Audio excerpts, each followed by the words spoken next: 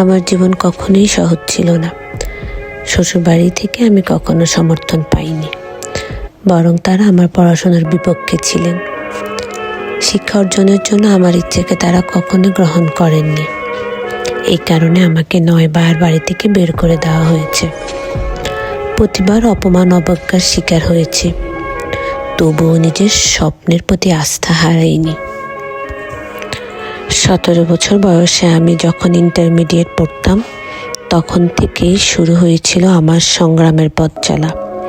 সেই সময় পরিবারের সহায়তা না পেয়ে নিজেই নিজের লড়াই লড়েছি। হাজারো বাধার মধ্যে ইন্টারমিডিয়েট থেকে মাস্টার্স সম্পন্ন করেছি। দীর্ঘ এই পথ চলা স্বামীর ভূমিকা সীমিত ছিল, কিন্তু আমি জানতাম আমার ভবিষ্যৎ করতে হলে নিজেকে এগিয়ে যেতে হবে, নিজের স্বপ্নকে বাস্তবে রূপ দিতে হবে।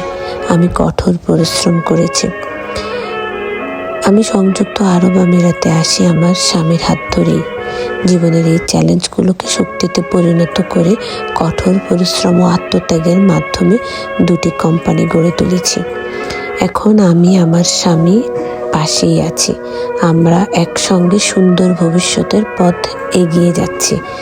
আমার এই গল্প শুধু আমার নয়, এটি সেই সব নারীদের গল্প যারা সমাজের অবজ্ঞা, অবহেলা ও অসম্মানের শিকার হয়েছে, যারা মনে করেন তাদের স্বপ্ন পূরণ করা অসম্ভব।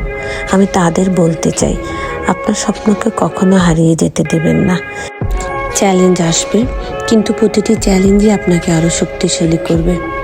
আমার শ্বশুরবাড়ির সেই অবজ্ঞাগুলো আজ আমাকে অনুপ্রেরণা দেয়, কারণ আমি জানি আমার এই যাত্রা প্রমাণ করেছে মেয়েরা পারে, যদি তাদের কাছে থাকে আত্মবিশ্বাস এবং এগিয়ে যাওয়ার মানসিকতা।